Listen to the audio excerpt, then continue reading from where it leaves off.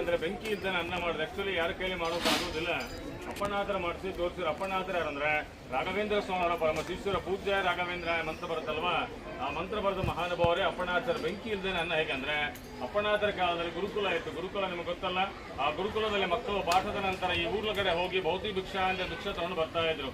ಬಂದಿರತಕ್ಕಂಥ ಅಕ್ಕಿ ಮತ್ತು ಬೆಳೆನ ಒಂದು ಬಟ್ಟೆ ಗಂಟಲು ಕಟ್ಟಿ ಈ ಬೃಂದಾವನ ಕಾಣ್ತಾ ಇದೆಯಾ, ಅದರ ಹಿಂದೆ ಅಪ್ಪಣ್ಣಾತರ ಕಾಲದಲ್ಲಿ ದೊಡ್ಡ ಅರಳಿ ವೃಕ್ಷ ಆಯ್ತು. ಆ ವೃಕ್ಷ ಈಗೆಲ್ಲ ಬಿದ್ದೋಗಿದೆ. ಆ ವೃಕ್ಷಗಳ ನಮಗೆ ತೂಗಿ ಹಾಕ್ತಾರೆ ಮಕ್ಕಳು ತಂದಿರ್ತಕ್ಕಂಥ ಅಕ್ಕಿ ಬೆಳೆನ.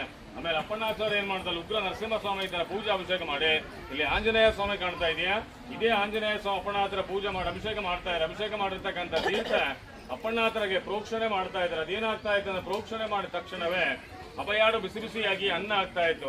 ಆ ತಾಣಕ್ಕೆ ಭಿಕ್ಷಾಲಯ ಅಂದ್ರೆ ರಾಘವೇಂದ್ರ ಸ್ವಾಮಿ ಅವರು ಇಲ್ಲಿ ಬಂದು 13 ವರ್ಷಗಳ ಕಾಲ ಇಲ್ಲೇ ಇದ್ರು ಅಪ್ಪಣ್ಣಾಚಾರ್ಯ ಜೊತೆಯಲ್ಲೇ. ಆ 13 ವರ್ಷ ಇದ್ದ ಕಾಲದಲ್ಲಿ ಈ ಬೃಂದಾವನ ಕಾಣ್ತಾ ಇದೆಯಾ, ಈ ಜಾಗದಲ್ಲಿ ಸಾಕ್ಷಾತ್ ರಾಯರು ಕೂತ್ಕೊಂಡ್ಬಿಟ್ಟು 13 ವರ್ಷಗಳ ಕಾಲ ಹೋಮ ಜಪ ತಪ ಮಾಡ್ತಕ್ಕಂಥ ಸ್ಥಳ.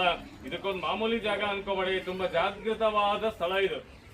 ಇದಕ್ಕೊಂದು ಏಕಶಿಲಾ ಬೃಂದಾವನ ಅಂತ ಹೇಳ್ತಾರೆ. ಏಕಶಿಲಾ ಅಂದ್ರೆ ಒಂದೇ ಕಲ್ಲಲ್ಲಿ ಮಾಡಿರ್ತಕ್ಕಂಥ ಬೃಂದಾವನ. ಚೆನ್ನಾಗಿ ನೋಡಿ, ಒಂದೇ ಕಲ್ಲು. ಈಗ ನೋಡ್ತಕ್ಕಂಥ ಬೃಂದಾವನ ಅಪ್ಪಣ್ಣಾಚಾರ್ಯ ಬೃಂದಾವನ ಅಲ್ಲ, ಇದು ಅಪ್ಪಣ್ಣಾಚಾರ್ಯ ಪ್ರತಿಷ್ಠಾಪನೆ ಮಾಡಿದ್ರೆ ರಾಯರ ಏಕಶಿಲಾ ಬೃಂದಾವನ. ಇವತ್ತಿಗೂ ಬೆಳಿಗ್ಗೆ 4:15 ಸುಮಾರು ಅಪ್ಪಣ್ಣಾಚಾರ್ಯ ಮತ್ತು ರಾಯರು ಇಲ್ಲಿ ಬಂದು ಇವತ್ತಿಗೂ ಸ್ನಾನ ಮಾಡಿ ಹೋಗ್ತಾರೆ ಅಂತ ಪ್ರತೀತಿ ಇದೆ. ನೀವೆಲ್ಲ ಟಿವಿ ಸೀರಿಯಲ್ ನೋಡಿರ್ಬೋದು, ಅಪ್ಪಣ್ಣಾಚಾರ್ಯ ಬರ್ತಾ ಇರ್ತಾರೆ, ನದಿ ದಾರಿ ಬಿಟ್ಟರೆ ನೋಡಿರ್ಬೋದು. ಆ ಜಾಗ ಇದೇ ಜಾಗನೇ.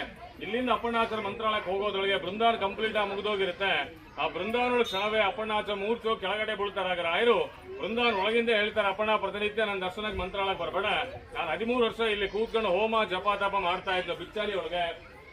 ಆ ಜಾಗದಲ್ಲಿ ಬೃಂದಾವನ ಪ್ರತಿಷ್ಠಾಪನೆ ಮಾಡು, ನಿನ್ನ ಜಾಗಕ್ಕೆ ನಾನೇ ಬರ್ತೀನಿ ಅಂತ ಹೇಳಿ ರಾಯರು ಬೃಂದಾವನ ಒಳಗಿಂದ ಹೇಳಿದಾಗ ತಿರ್ಗಾ ಅಪ್ಪಣ್ಣಾಚಾರ್ಯ ಇಲ್ಲಿಂದಲಿಗೆ ಬಂದು ಏಕಶಿಲಾ ಬೃಂದಾವನ ಪ್ರತಿಷ್ಠಾಪನೆ ಮಾಡಿದ್ರೆ ರಾಯರು ಜ್ಯೋತಿ ರೂಪದಲ್ಲಿ ಬಂದು ಅಪ್ಪಣ್ಣಾಚಾರ್ಯ ದರ್ಶನ ಕೊಟ್ಟರು. ರಾಯರಿಗೆ ಪ್ರತಿನಿತ್ಯ ಊಟ ಮಾಡೋ ಸಮಯದಲ್ಲಿ ಕಡ್ಲಿ ಬೇಳೆ ಚಟ್ನಿ ಮತ್ತೆ ಮಸ್ತಿ ಕಡುಬು ಅಂದ್ರೆ ತುಂಬಾ ಇಷ್ಟ. ಅಪ್ಪಣ್ಣಾಚಾರ್ಯ ಕೂತು ರುಬ್ಬುತ್ತಾ ಇದ್ರ ಯೂಸ್ ಒಳಕ್ಕೆಲ್ಲ ರುಬ್ಕೊಂಡು ಮೇಲಿದೆ ಹೋಗ್ತಾ ನೋಡ್ಕೊಂಡು ಹೋಗ್ಬೋದು. ನಿಮಗೆ ಇನ್ನೂ ಸ್ಪೆಷಲ್ ಅಂದ್ರೆ ಇಲ್ಲಿ ಅಪ್ಪಣ್ಣಾಚಾರ್ಯ ವಂಶಸ್ಥರು ಈಗೂ ಇದ್ದಾರೆ. ಅವರ ಅಷ್ಟೋತ್ತರ ಶತಸೇವಾ ಮುಂಚೆಲ್ಲ ವಾರದಲ್ಲಿ 3 ದಿನ ಮಾತ್ರ ಅನ್ನದಾನ ಮಾಡ್ತಾರೆ. ನಾಳೆಯಿಂದ ಪ್ರತಿನಿತ್ಯ ಪ್ರಾರಂಭ ಮಾಡ್ತಾರೆ. ನಾಳೆ ಏನಕ್ಕೆ ಅಂತ ನೀವು ಕೇಳಬಹುದು.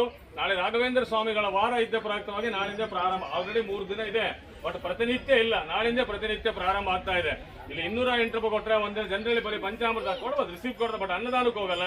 ನಿಮಗೆ ಅನ್ನದಾನ ಮಾಡಿಸ್ಬೇಕು ಅಂತ ನಿಮ್ಮ ಮನಸ್ಸಲ್ಲಿ 5 ಗಂಟೆ 1008 ಕೊಟ್ರೆ 1 ತಿಂಗಳ ಅನ್ನದಾನ ಆಗುತ್ತೆ. ಅದು ವಾರದಲ್ಲಿ 1 ದಿನ ಆಗತ್ತಿಲ್ಲ, 1 ತಿಂಗಳ ಪ್ರತಿನಿತ್ಯ ಅನ್ನದಾನ ಆಗ್ಬೇಕಂದ್ರೆ 1500 2500 ಕೊಟ್ರೆ 31 ದಿನ ಅಷ್ಟೋ